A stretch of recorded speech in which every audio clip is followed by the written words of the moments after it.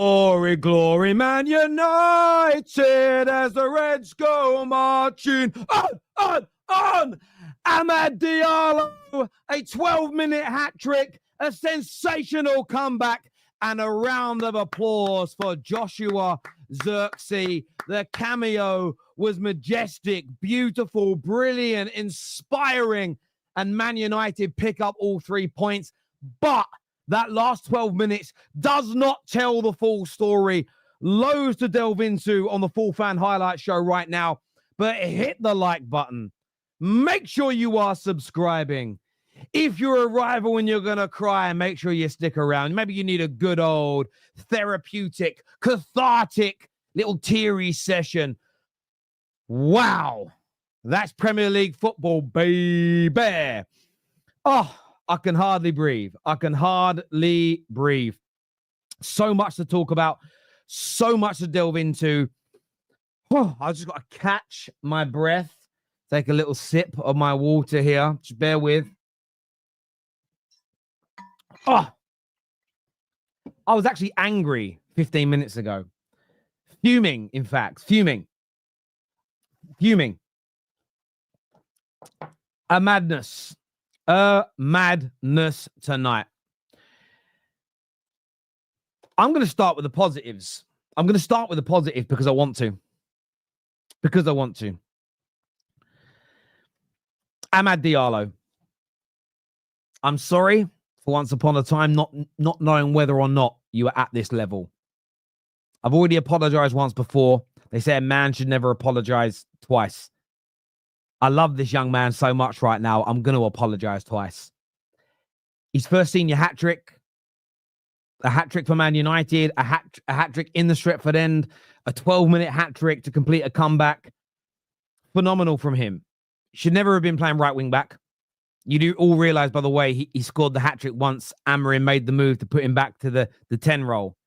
Should have been there the whole game. Hindsight's lucrative, though. His finishing was great. Look, a little fortuitous with the first one. A good block from Walker-Peters. Buries it well with his right foot. The second goal is just majestic all round. Good approach play. A lovely little pass into Eriksen. Eriksen dinks it over the top. And that first time finish just catches Ramsdale off guard. And the third one is just good pressing, which we've seen him do 3 or 4 times this season. He wins the ball back for a very simple finish for his third goal. And he gives Man United the win. We've lauded this young man, and rightfully so. And he deserves the new deal that he has just got. I understand why he got put at right wing back tonight, but please, Amorim, don't do that again. Go into the transfer market, promote a youngster, do whatever you need to do. But do not take AMAD out of that position again. Please, I beg you. But more than AMAD, I want to start on AMAD, but more than AMAD tonight, I want to speak about Joshua Zirkzee.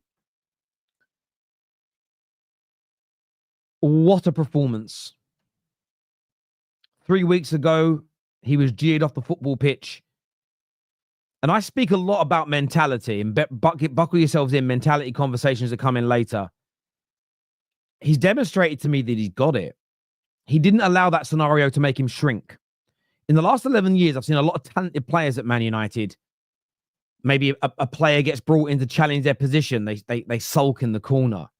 They get subbed off or get criticized. The fans might boo or hiss and they shrink. I don't want a shrinking violet in this Man United squad. Whether or not he makes it is another conversation for another day.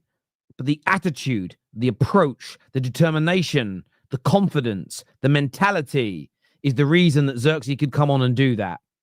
He came on as a sub and said, I'm going to show you all that the last time I was here and you guys were disappointed, I'm going to show you all that wasn't really me. I'm going to show you all what I'm really about. And Zirkzee grabbed that game by the scruff of the neck. And he said, I'm going to have you. And ever since Zirkzee came on, Toby Collier as well, but Zirkzee predominantly, Man United became the best team on the pitch. He showed all the players how you behave. He demonstrated to everybody, well, this is how you get it done. You can have the ability, the speed, the first touch, but if you haven't got it in the head, if your nut ain't right, you're done out here. He had everything, and every touch was brilliant. He was feeding it into Garnacho, into AMAD, into Anthony. And we really should have equalized sooner. And Zirkzee was at the center of everything brilliant we did. So I want to say a well done, a massive well done to Joshua Zirkzee. He deserves that. He really, really does. Look, he's had some bad games this season. He's been rightfully criticized for being poor. But I love his reaction. For me,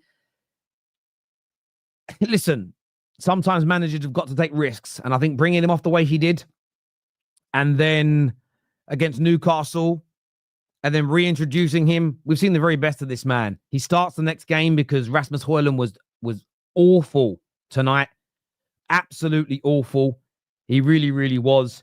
But Zirkzee, well done, that man. Absolutely tip-top from you.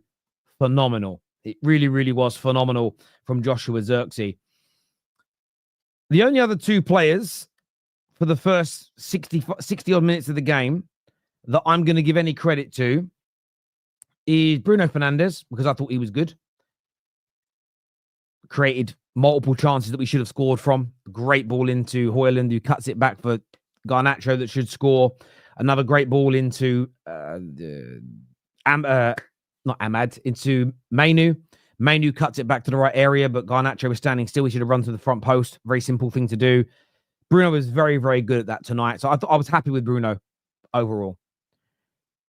Onana in goal. Phenomenal tonight. He's been poor recently, but phenomenal tonight. And he kept us in the game, so he gets credit. But every other single player on the pitch tonight, barring AMAD for what he did late in the game, Onana, Bruno, and then, of course, the man of the match. I don't care that AMAD got a hat-trick. Man of the match is Zirkzee. Man of the match is Zirkzee. Outside of those players, the rest need to hang their heads in shame. The lack of mentality from this team is beyond a joke.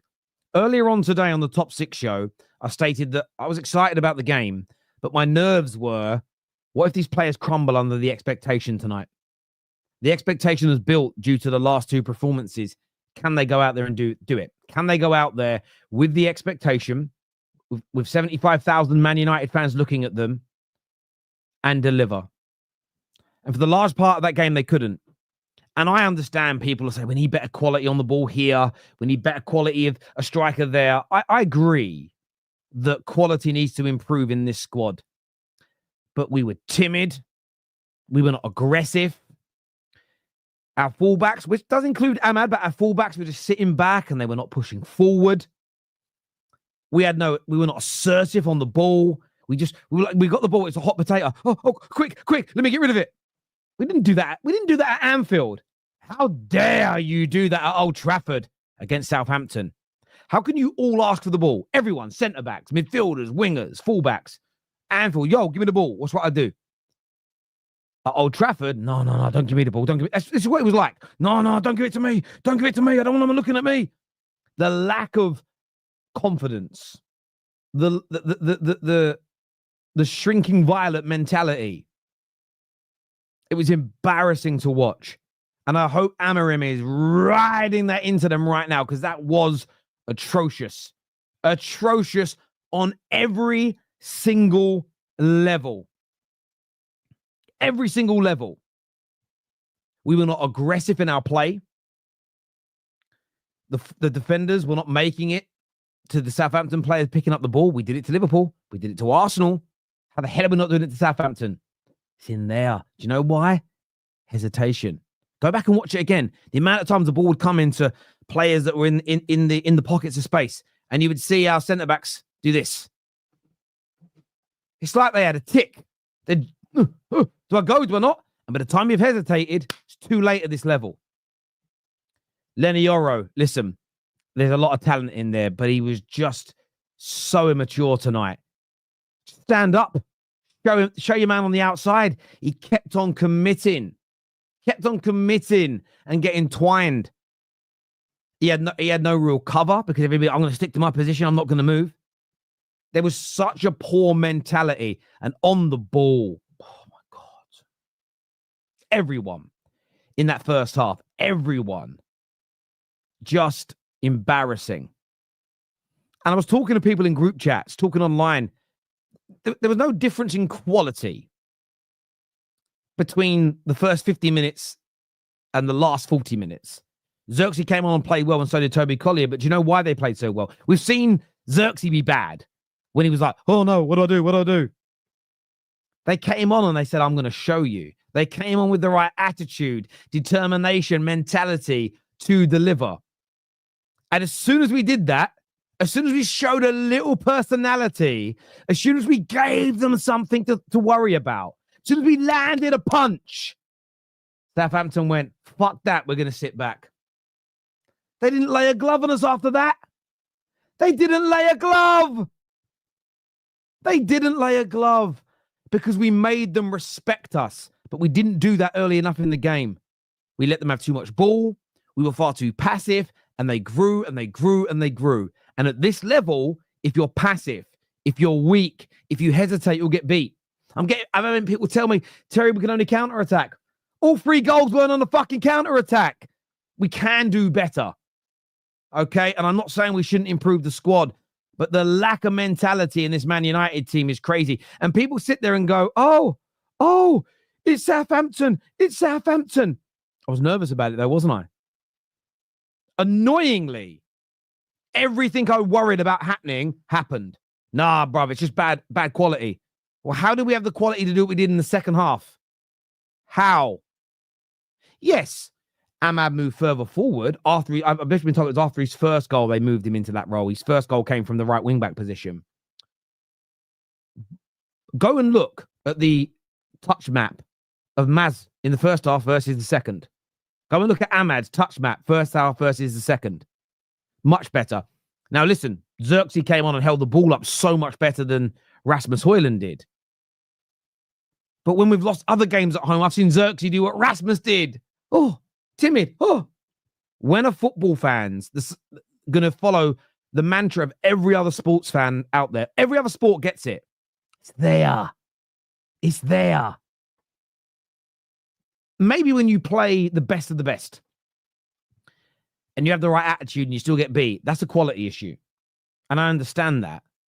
But tonight, that first 45 minutes, I've got to call it out, was one of the worst pieces of one of the worst mental approaches I've seen to a game ever. As soon as we fixed it, as soon as a couple of players came on and led from the front, demonstrated what it's like to give it a go, picked up that baton, as it were, everybody else followed suit. What I'm now hoping is these players pick up on that and take that last 20 minutes, 30 minutes, 40 minutes. This is what we now need to do at home against Brighton, what we need to do against Rangers next week, and start to build the confidence. Because one thing about Old Trafford that's a problem is that everybody thinks they've got a chance when they come here. People turn up, go, oh, I've got a chance here. They might start a bit timid. They might be a bit nervous. And by the way, if they had their shooting boots on tonight or Onana weren't on his game, they'd have been 2 or 3-0 up and we would never have come back. I know the overarching quality and technical ability of this squad has got to improve, but the mentality has got to be fixed first, because before we get the overarching quality we all desire, it's going to be a good couple of years. So every player we sign has got to come in with a strong nut, and we've got to work on which players have that. AMAD certainly got it, there's no doubt. He makes mistakes, but Onana's actually got it, because after the mistakes he's made recently, to be able to have a performance like that so soon shows you that he's strong in the head. Doesn't mean we might not need better in terms of someone that stops making the mistakes, somebody that maybe concentrates a little bit better, somebody that is a better goalie long term, but we need people that are not scarred by their poor performances, scarred by those bad moments, that can say, I am, and deliver. Let's go to some of your comments here. I'm really intrigued to know what you've all got to say tonight. Omar says, lucky. Yes, we were lucky. We were lucky that we were still in the game. There is no shadow of a doubt about that. What wasn't lucky is the hat-trick. The beautiful game says, AMAD is him. No, Cap certainly is right now. Finally, I hope people recognize what Zirkzee can offer this side. He needs to start going forward. Yes, and we know what he can do. And what we need him to have is that approach he had, that mentality he had, that fight, that determination. That was the difference between this and his other performances. I don't think his ability didn't get better tonight. You know, he hasn't been, oh, I've trained really hard for 2 weeks, changed my diet, and now look at me. It's not a fucking Hollywood movie. He's come out with a different approach. The booing and the hissing that he got, he took it personally. He took it personally and it made him better. I love that. Up there, bruv, the nut. Strong man. Happy with the results, and AMAD, Zirkzee, and Collier made a huge difference. If I'm Amorim, I would be fuming. I'm sure he will be. I'm sure he'll be ripping into a lot of those players right now. There's no doubt about it. By the way, do you know what I love about tonight's stream? The rivals all disappeared. I saw rivals in the comments from an hour before the end of the game. Where you all at? You stupid mugs. I never turn up, we win. AMAD Diallo terrified the Saints tonight. Diablo, sorry, terrified the Saints tonight. Mad work. If we are going to let people go, I'm going to get another attacker because I'm having one quality winger isn't going to help us. I agree. And look, Garnacho did nothing really. I know he created the chance for Anthony, but he did nowhere near enough tonight to demonstrate why we shouldn't accept 50, 60 million pound for him. As long as we're bringing in... listen, if Mbomo's on that pitch tonight from the start, if Zirkzee's on from the start, if Eucharist was here with Mbomo, you really think that's happening? I don't think so. Ugarte had a off game, must be tired from Sunday. Look, Ugarte did have a bad game. Where I'm not going to go in as hard on him is that he's been excellent recently, but he had a bad game. He was brought off the pitch, and now what I expect to see from him is a reaction, and for him to be much, much better. It's official. AMAD clears Saka. Listen, we're not doing this. Man United fans, keep your fucking powder dry. Let's not play these stupid games. I know other YouTubers do it. I know other content creators do it, and it gets you a bit of traction. Let's not play these games. Why don't we stand up? It's really funny, right? I remember talking to young David, and he was at uni, and he was like a fucking rogue at uni because he was the only one who didn't have Facebook. He didn't have social media, and he said that it made him like this elusive figure. Like, who's this? He was what they think they refer to as being off-grid, right? That's what the youngsters say. And I remember saying to him, bro, that is genius. You're not... Like, sometimes the best thing, the cool things in life are not the good things. Do you get what I'm saying? Why don't we why don't we just ignore what's trendy and do what's right? Be different as a Man United fan base and don't do any of these comparisons. Let's just be us. Because you know what? I'm going to let you into a secret. That will wind the rivals up even more because they want that. Let's give them nothing to hang on to. Let's do better.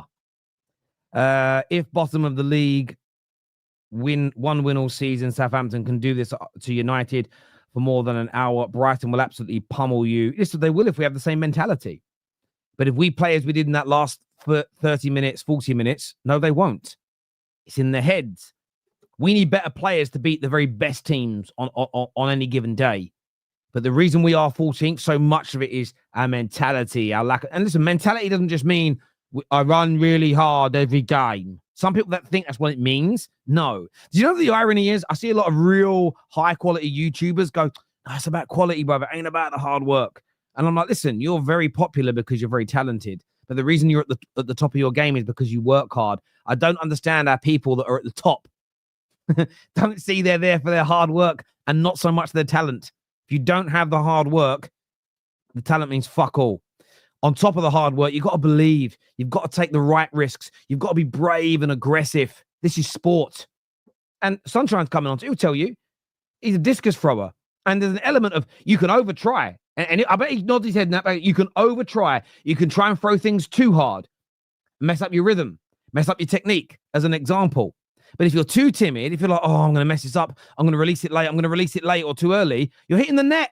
You won't release it right. It's in the fucking brain. And this is what annoys me. Every athlete, every person who's done sport tells you this, but fans go, no, it's just about ability. You fucking morons. Listen to the experts. Fuck my boots. Why is it so hard? It's so weird. It's like taking, who am I going to take cooking advice from? Gordon Ramsay or one of his customers? Think about it. Fuck me. Jesus, shit my boots. Honest to God, it's so infuriating. It really, really is. It really is. Why am I rattled? It's what happens when you have arguments with brick walls. Winnie. That's what happens. Right. No, I won't relax. I can't relax. I need football fans to get with the program. Do you know why? Because every other person who's a fan of another sport, MMA fans, boxing fans, tennis fans, athletics, they understand that it's talent, hard work mentality. In football, it's ability. What about hard work? Oh, you don't need none of that. It's weird. It's like it's a tainted word. Don't get it. Strange. Yes. There we go. Right. Time for everyone to come out. Minus 34 goal difference squad. Yeah. And didn't I predict tonight would happen? I fucked up and went to the dog park before the goals. Now I need to go watch it back. I'm going to say this to you right now, Canadian Cam. You pussy. You pussy. You walked out on the game. I got a confession too. Turn the sound off. Do you know what, though? I do everything I can to try and please the football god to turn the sound off. Have you ever seen that meme of some dude? He's got a tower over his TV and he's peering, right? I sometimes think things like that work. It's so stupid, but in the moment, it feels real. It feels real. Anyway, let's bring out KJ. Let's bring out Dizzy. Let's bring out Sunshine on the show. Welcome, boys. A mad game tonight. KJ, I want to start with the first, though. AMAD Diallo bangs in a hat-trick. Talk to me. So just something in the background. Sorry about that. Anyway, this is why I call him my son, because I love him. You know, I have as much love for him as I do for Manu, as I do for my own children that I will have one day, not anytime soon. I'm just practicing right now. But listen. Without this kid, I've got to interrupt you. KJ. Dizzy, do you remember that conversation we all had right before we left Germany when I dropped the van back off and what Jay and KJ had? I don't know how they just popped back into my head. Anyway. I'm just practicing right now. Stop it, KJ. Don't ever say that again, bro. That was ridiculous. Oh my god. I love this boy. I love this kid. And without him, we would be finished. We would be screwed. And I don't like saying things like we're one player FC, we're this FC. But we right now are AMAD FC. Because look at all the winning goals that he's got us. Look at all the equalizers he's got us. Look at all the assists that he's got us to help us take leads and extend leads. Without him, where would we be? You know, where would we be? And I'm here sitting here. Obviously, I want to fume because there's a lot to talk about. But Terry asked me a question, right? He asked me, AMAD Diallo. And all I can say is he's worth whatever his contract is worth. He's worth it. And we need to build around him.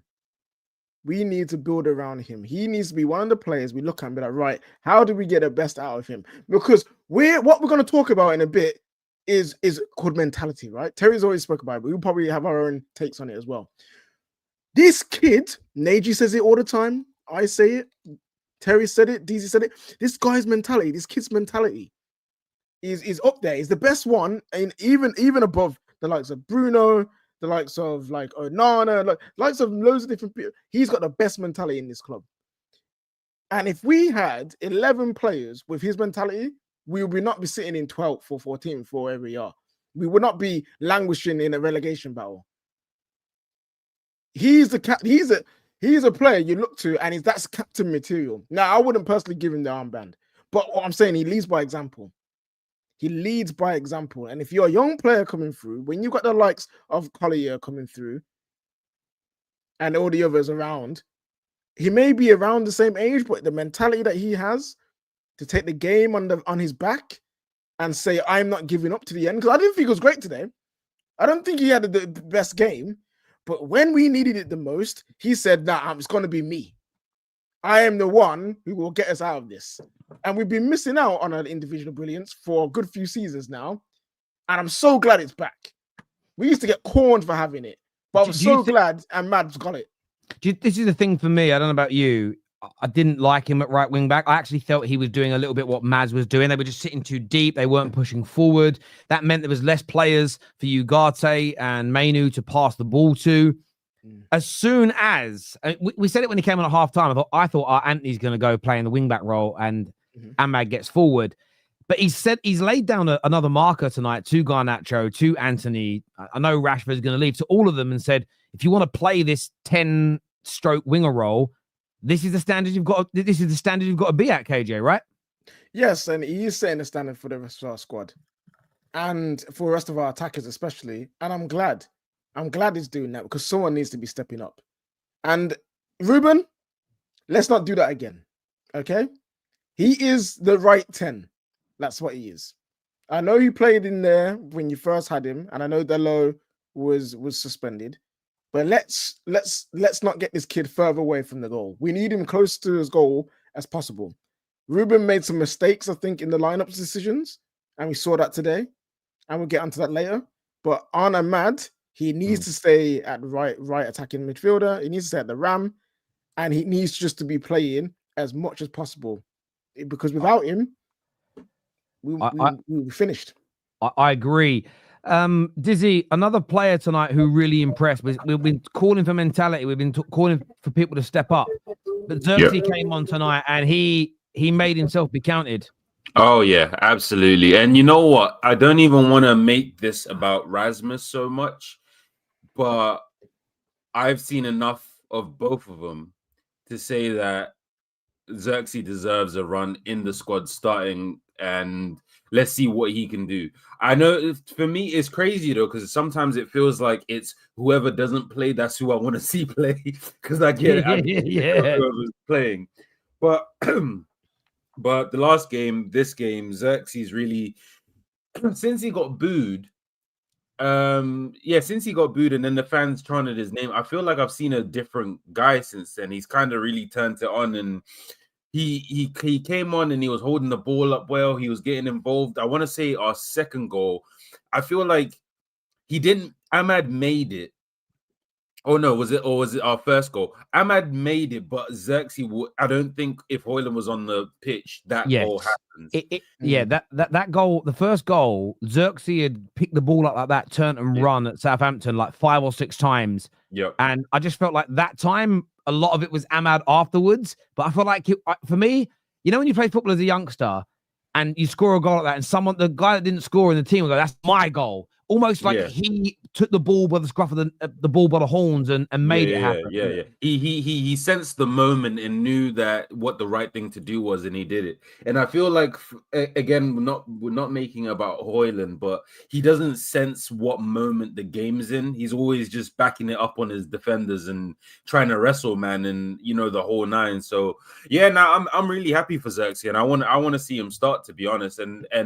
But let's not get away from the fact that for 80 minutes, that was some atrocious football we watched, boys. No, it certainly was. What do you put that down to, Sunshine? Because we were brilliant in and out of possession against Liverpool.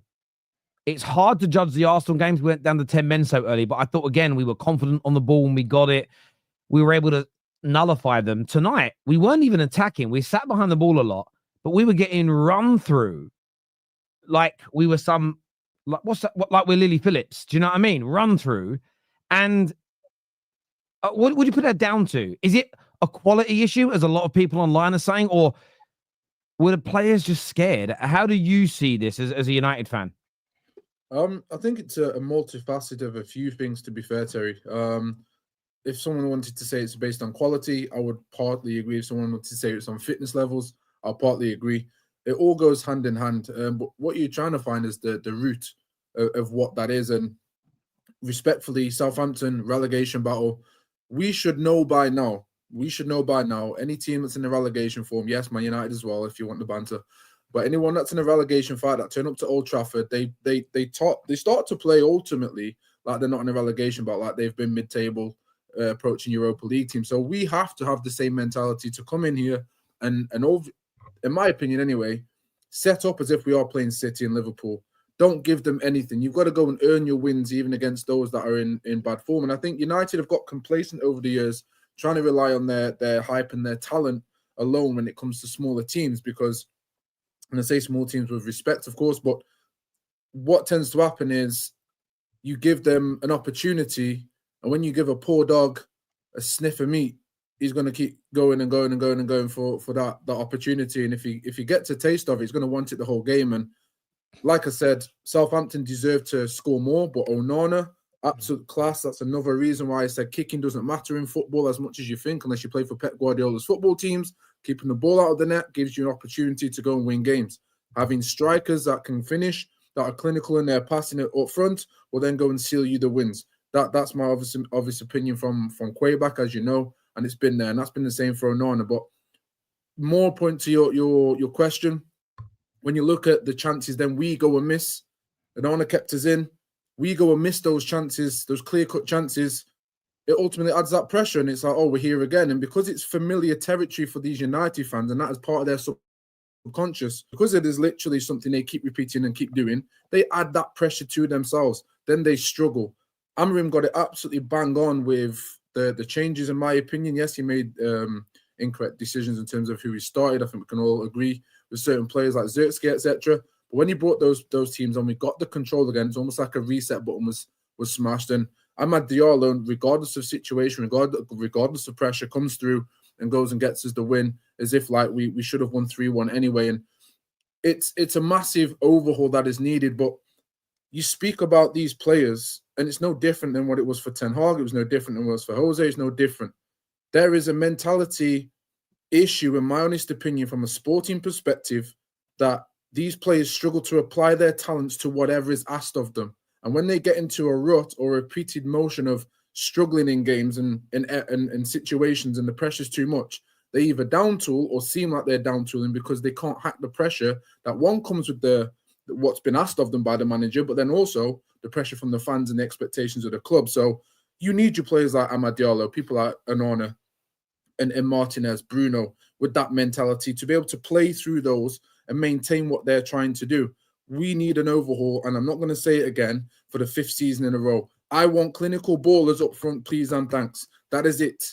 Get rid of Garnacho. He's not good enough. He's playing as an academy player. That's how he's playing. He has his moments of potential. I'm sick of potential hype. Oh, look at him here. I don't care about potential. I care about reality. If your potential is, I will play 1 to 10 games, and within them 10 games, maybe I turn up maybe once or twice, or I have a moment, a star moment. That is not good enough for where we should be going. So I want clinical ballers. If we can get Garnacho out for 50, 60, cool. Keep it moving. Go and get me a clinical baller. Even Mbeumo, I heard Mbeumo mentioned. Incredible. Again, Mbeumo, another player, not on United, but that mentality from him. Look how he plays the game. The focus of that man, regardless of who's on the pitch, he's hungry. He's literally he reminds me of a Tevez mentality. He'll just chase every ball. He'll put the pressure on 100% when he's dribbling, 100% when he's taking his shots, passing, everything. I want that at United, because from there you'll have a foundation. And if we start bagging goals, Terry, then we'll start to see a level of confidence, and then we'll start to see performance. Then we'll start seeing that silkness come back into the team. But it's going to take minimum. Yeah, I partly, it's going to sound wild me saying this, but I think some of those players enjoy sucking. I think they pause. I think some of those players enjoy not being good. I think they like being the underdogs. I think some of them like having no pressure, having low expectations. So when they raise their level, it's seen as amazing. But as soon as it becomes, you must win because you are better and you're the ones have to put yourself on the opposition. Yeah. It's like, oh no, I can't handle that, because if I make a mistake, people will look at me. You know what I mean? And that is my issue with this team. Sometimes I believe they actually would, like Anthony. I actually believe he didn't want to score. Because why would you go into that like that? It's almost like the ball was too good. Like, it was so perfect that all you had to do was to get a little touch. Yeah, you had to touch a little bit. And I was like, actually, no, I want to slide. You know what it is? You know what it is for me on why we play like that? I think we were talking about this before the game. KJ was saying that we need to smash someone. And I'm saying I think we need to go on a run of like 5 to 10 games, no losses, maybe 5, 6, 7 wins in a row to really rebuild some of these man's confidence, because you can feel it when something's going against them. They can almost, it's like they shrink. It's like, oh, it's happening again. You know what I mean? As opposed to if you go on a massive run like that, your confidence is sky high. You don't go. It's like when it's like Liverpool this season. Every time they concede, it's like, nah, don't worry about it. We'll score 2 eventually. Don't worry about it. You know what I mean? And I feel like we need some of that in our team personally. No, you're absolutely spot on. There's such a big part of this is in the head, and I've been calling it out for years. And I don't like. It's not about me being right or wrong. It's about Man United fans realizing, and that's why I talk about fixing that mentality. Because if we add quality players to a broken environment that isn't improving, so it's okay to add them now if it's improving. But if you put, I've given this example a million times before, if you've got a roof that's made of timber and it's got wood rot, and you just go, right, do you know what we're going to do? We're going to take out that one bit of 2x4 and put a new one in. And that bit of 2x4, we're going to now new ones, clean ones, strong ones either side to make it strong. Eventually that rot is going to get into the new wood. We need to take it all out. And what we need to do is look at the players that are suffering the most. And maybe that's why Anthony came on today. And I think there is an element of experiment here. Who can handle that pressure? Zirkzee showed me something today. I'm not at a conclusion yet, but he has demonstrated that he can have bad moments and at the same time he's able to come back and look a better player. From Rasmus, and a lot of people in the comments, I told you, and what you'll get today is the Man United fans playing stupid games that the club don't need. I told you I was right about Rasmus and I was right about this guy. Listen, 3 weeks ago, what everyone's saying tonight about Rasmus, they were saying about Zirkzee, okay? I want to know whether Rasmus can recover from this and look like a better player. If he can't, I don't care about the ability. I care about how he reacts to looking bad. I've seen him look good, predominantly in Europe, I will add. I've seen him look good. I want to know how he reacts to adversity. Anthony was thrown on today and given an opportunity. Go on, show us that you can take the ball by the horns. He couldn't do it. He ended up getting moved back into a right back position. He ain't going to play there long term. And I think that we have to understand this is that we're still experimenting on who it works with, who it doesn't work with. Let's see what Ugarte looks like next game after being dragged off early. Let's see what Mainu's performance is like next time round. And someone we haven't even mentioned yet is Lenny Yoro. Lenny Yoro was absolutely cooked tonight. And it's really funny because do you know who I was thinking about the whole game? I'll give you 3 guesses who I was thinking about the whole game. Wait, a player or just yeah. I was thinking about a player whilst Lenny Yoro was getting cooked. To give you more context, who do you think I was thinking about? No, good guess though. Not Lindelof. Not a Man United defender. Oh, he's got a close connection to Lenny Yoro. If you think about Lenny Yoro as maybe his nationality, maybe. Oh, Saliba. And there's a lot of Arsenal fans for years that said we should never have loaned him out. It was stupid to loan him out. Young defenders have loads of games like he does tonight. Loads of defenders have games like he had tonight. It's an all too common occurrence. And Ali McCoy said it right. Nights like tonight can make a player stronger. Nights like tonight can actually damage a player because it just gets in their head and then it's hard to get out of it. Time will tell. But we need to test that. As a football club, we need to test who can handle those moments of adversity, because if you can't handle it now, you are never going to never be able to handle the pressure of a title race. And look, he was really, really poor tonight, but he'll learn from it. What I want Man United fans to not do is go, I'm going to take the easy road out here and follow suit with the rivals and start to cook him and call it. What is it that Roms calls him? Not Roms, Monts. Lend me a euro and stuff. Some Man United fans are going to go down that route and they're going to slag him off and they're going to cook him because it's a comfort blanket. It's a I can't be hurt if I'm a United fan who's slagging him off as well. Don't do it. Stand by your player. These things are going to happen to youngsters in terms of what we're doing. On a positive note, though, guys, I just wanted to say very quickly, AMAD tonight, I'm just sharing this information that was sent through to me. AMAD tonight scored the 2nd fastest hat-trick in Manchester United history. And at 22 years of age, he became the 2nd youngest player to score a hat-trick for Man United in the Premier League behind Wayne Rooney. Teddy Sheringham has the fastest ever hat-trick in club's history. He scored it in 10 minutes. against, ironically, Southampton in 2002. He got it in 10 minutes. And Dwight York is third on that list. He scored a 22-minute hat-trick against And Arsenal. that is our first Premier League hat-trick in 4 years. Since Ronaldo. Since Martial against Sheffield United. Ronaldo got one against Tottenham, wasn't it? Was it Tottenham? Yeah, Ronaldo got one against Tottenham. Oh, Ronaldo got one against Tottenham. Oh, he did, didn't he? What? So what was that? What, 3 years? No, 2 years. 2 or 2 years. Basically, we don't see hat-tricks enough, and this is where I agree with AG, where we need a bagsman.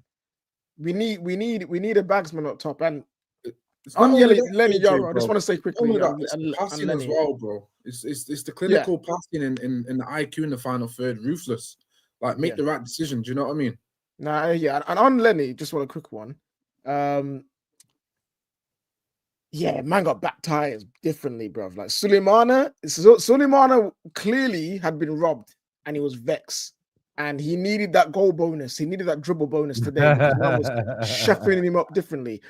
But I want to say two things. I agree with Terry. Don't get on his back over this, because if he was in France getting cooked, no one looking at that. You know what I mean? No one's paying attention to that. So he's developing. He's just like Man United in the Premier League.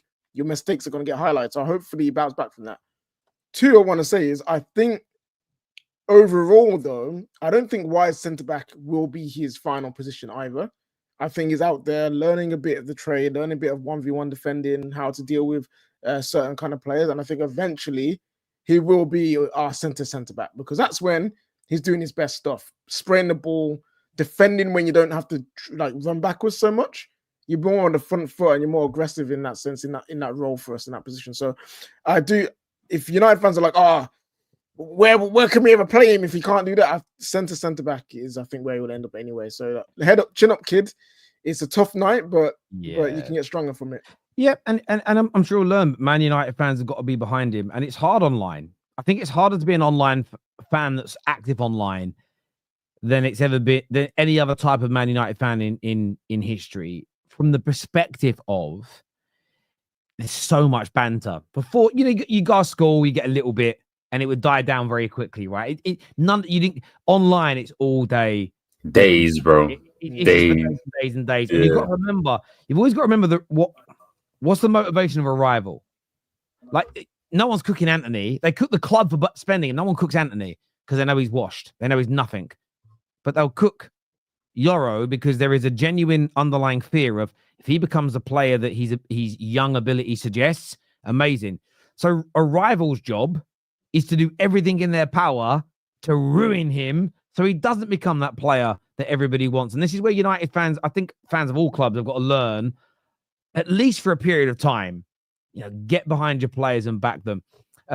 Super chat. Thank you, Robert. He says, Terry, how does it feel? I've lost my mouse now on my screen.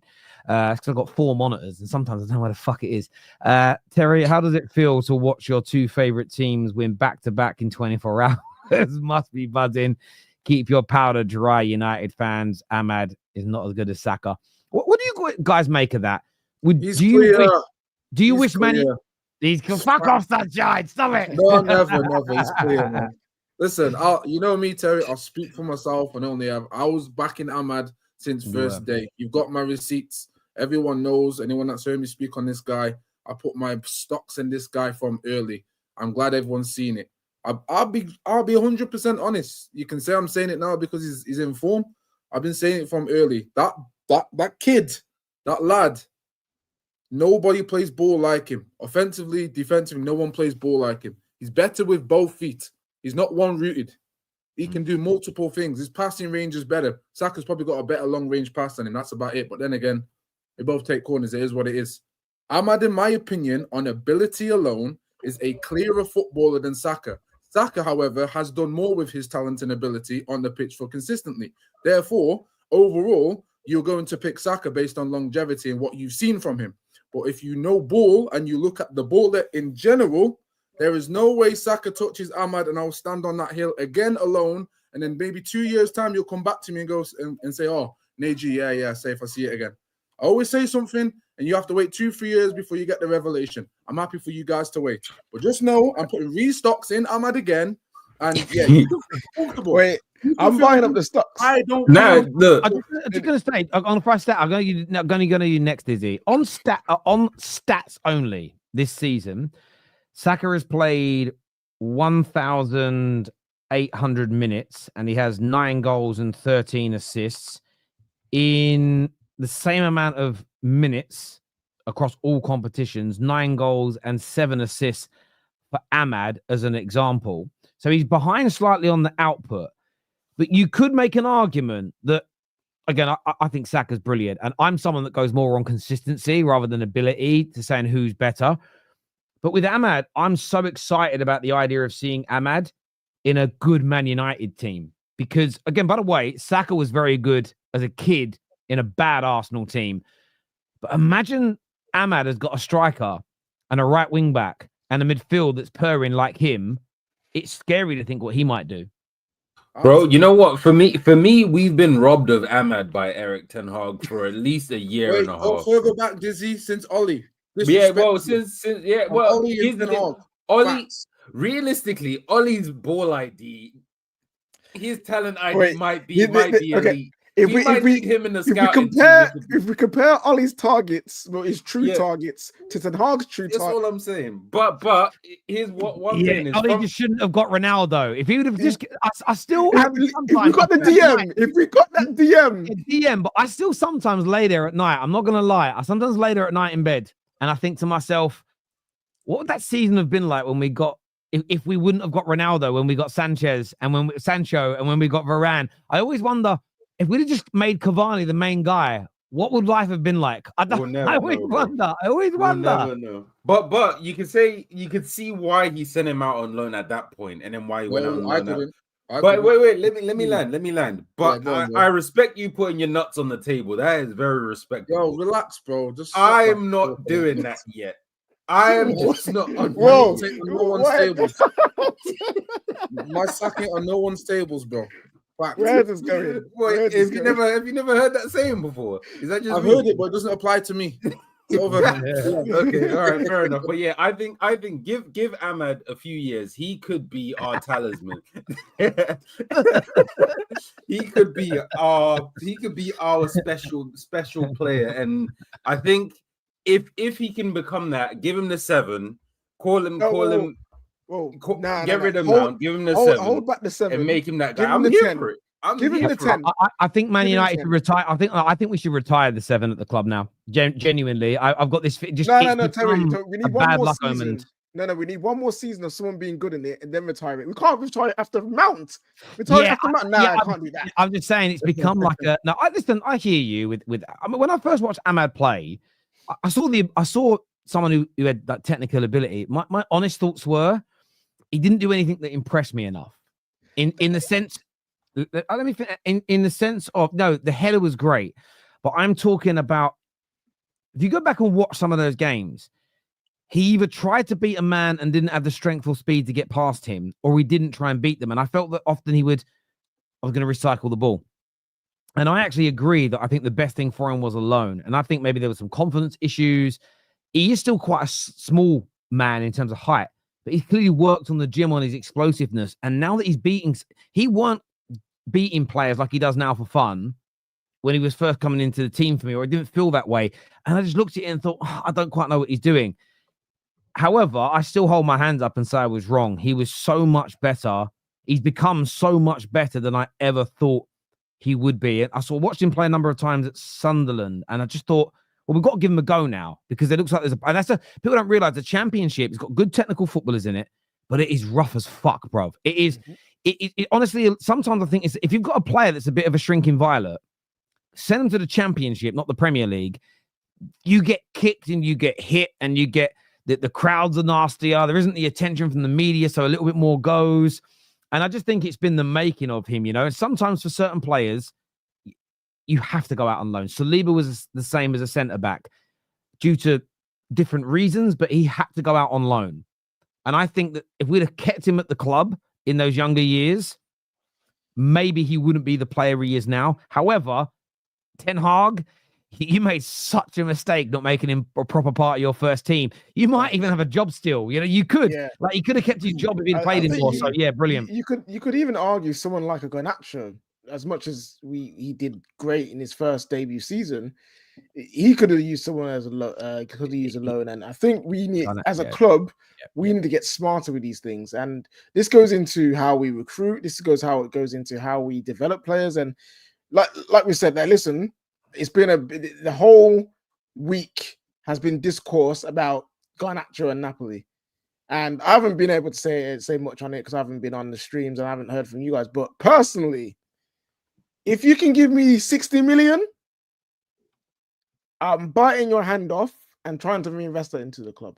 And now, that's not because I think Garnacho is a rubbish player.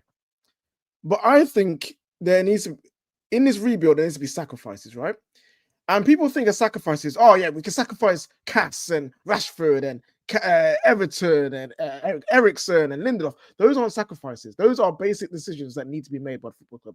Sacrifices are big decisions that you don't want to do if you had the choice, but you have to do for the greater good of your team. And Garnacho is falling into that because not out of his own doing. He didn't call Napoli. Napoli came calling for him. And it's an opportunity. And I think we should take that opportunity. Yeah, and if he becomes amazing somewhere else, that's great. That's the good for him. Yeah. But we need to focus on us. I agree. And I think Garnacho has fallen into the same trap as a number of young players in the last 11 years. Januzaj wasn't ready to be the star, the number 11, the main guy. Rasmus wasn't ready to be the main guy. Yes, we paid a lot of money for him, but he should still now be a bit part player. I still think Rasmus looks better coming on from the bench. I think, and whatever else. But you kill these players when you give them too. Every now and then you get a Saka. You can get a Rooney because obviously he came through at Everton when they were struggling, and they can go into a struggling or an average team, and they can come out and look amazing. It's so rare, especially when the expectation though is so high. That's why Saka's is such a rarity, because the expectation that got put around his neck straight away in a massive club is crazy. And I just don't want us to like Collier's look good.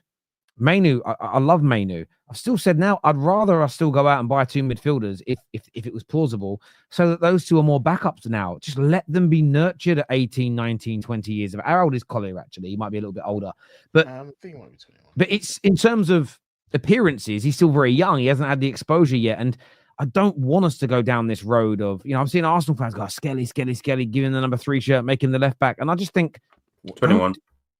Yeah, he's 21. So Collier's a bit older, but again, in terms of first team experience, he's a baby still. Let's just give him a little bit more time. They don't need to be the stars. AMAD, if you look at AMAD now, 22 years of age. When's he turning 23? Turning 23 in the summer. If you look for his entire career, I'm just going to go on to this now. See, he's 20. He's 22, so he's a year older than Toby Collier, and he has 209 first team appearances: Premier League, Serie A, Championship, Scottish Premier League, Europa League in there. There must be Champions League. He's played enough football. You can start building him into a team and build it around him. Toby Collier, I was impressed with him when he came on tonight. Don't build no midfield around him yet. He's too young. Let him be nurtured. And by the way, if we had a team that had won 2 or 3 Premier Leagues in the last 4 years and we're still purring, and we went, you know what? We're going to get rid of a Cass now who's been at the top of his game, and we're going to get rid of a number 9 who's amazing, and we're going to put a couple of youngsters in, like 1996 with the class of 92. It can work because they're going into a core that's already got confidence, and Old Trafford's a fortress, and the manager's at the peak of his powers. You can't do it in this scenario. It's a different world. And I like these youngsters that come through, but I don't want us to hurt another player like we did. And do you know what the pressure gets to him? I remember listening, and I did my nut. I was watching a Carabao Cup game season before last. Garnacho only played about 9. He started 9 games for us. And I heard a commentator say, well, he's been in the first team long enough now to start scoring and contributing properly on a regular basis. I remember that. And I did my nut, because I remember thinking to myself, how dare you? But ever since then, rivals, of course, do their worst. Any United fan that weren't keen on him did it, because all clubs have fans that will join forces with rivals to try and force a player out they don't like. And then the media jumped on it. And he just was never ready to be that first team player that regularly, that soon. But mismanagement of the club led to it. So Yeah, look, I've got a feeling of just cash in, take the money, buy some more experience, because I think if we have Brian Mbomo in the team tonight, different game. I think it would have been a different game from the beginning. You know, if we score that, I know they had a good chance that we saved, but if Garnacho converts that early chance he had, I think the game would have been completely different. If we'd have scored, even if they scored that one, if we'd have scored any of our early chances, the game is different. Let's do some of these super chats here, gents, and I'll throw these questions to you. Serious question. This is from Josh. He says, should AMAD get the number 7 next season if he continues to play this way for the rest of the season? His profile is quality. 10. Let him inherit Rash's 10. I already said it. I don't think he should get the 7 next season. You know what it is, real quick. I'll sum this up really quickly. My problem with the number 7 is it's such a prestigious number for United that I don't think it should just be going to anyone for any reason, or just to move shirts, or just because they're the shiny new toy. I feel like you should really have to earn that for real. And I think that's Ronaldo earn it? Who, Cristiano? Yeah, Cristiano didn't earn it. I don't remember, bro. I was like, he refused it. No, he didn't earn it. He told him, Fergie said, you're getting a 7. He said, no, I don't want it. And he said, nah, you are having it, because he wanted a different number. So it's hard. It's a hard one. Listen, you don't have to earn the 7. You just have to know what the 7 represents. It is literally the heart and soul of Manchester United. That is it. It's the hard work, it's the dedication, it's the mindset, it's the mentality, and it's also the ability to get those fans off your seat. That's what the regular number 7s did. Whether Beckham, whether Robson, midfielder, winger, it didn't matter. Do you know what I mean? It did not matter. That number 7 has a representation that stands with the culture of the club. AMAD has that. Been saying it for the longest. Give him the 7. Yeah, he does. And listen, the Duncan Edwards wore that number 7. The late great Duncan Edwards, who obviously very tragically died in the Munich air disaster, and it's a shirt that I don't really care for what rivals say or journalists. It's about how we as Man United fans feel. It's iconic. And you have to be able to handle pressure of the highest degree. And we haven't had a good number 7 since Cristiano Ronaldo left. And look, you know, Michael Owen came in, he had some good goals, didn't do it justice. Should never have been given it. But I got why he was given it. Fergie hoped that he would recreate his Liverpool days. It went to Antonio Valencia that started well on the right. I really believe that the 7 crippled him. He became a right back. Then it went to Di Maria. It might have gone to Di Maria again, a player that didn't want to be at the club, given the number 7 shirt. It's Sanchez. Just out of, you know, Sanchez, who didn't want to be at the club, said it after 4 hours of training, was given the number 7 shirt. When I think of the likes of Edwards and Best and Cantona and Beckham and these guys that have worn that number 7 shirt, you have to give it to someone. It isn't just someone who's brilliant at football. It's someone who can handle the pressure and who deserves it. And sometimes it might be someone who's just arrived, like Ronaldo was given the shirt. But Sir Alex went, I know you can handle this. And he kind of did. And I feel like it's been disrespected in the last 11 years. I really, really do. So for me, I'm not against it. I'm on a real level. I keep saying retire it because I'm scared it's poison for people now. But I'd love him to get it. I'd love the young man to go full and become, because what we haven't had, and we have not had since 2009, we haven't had an iconic number 7. And that's sad. For rivals won't care, and I get it. But for a Man United fan, some young United fans who don't remember Ronaldo at the club, because there's a lot that are alive now that don't remember. That was what, 15, 16 years ago.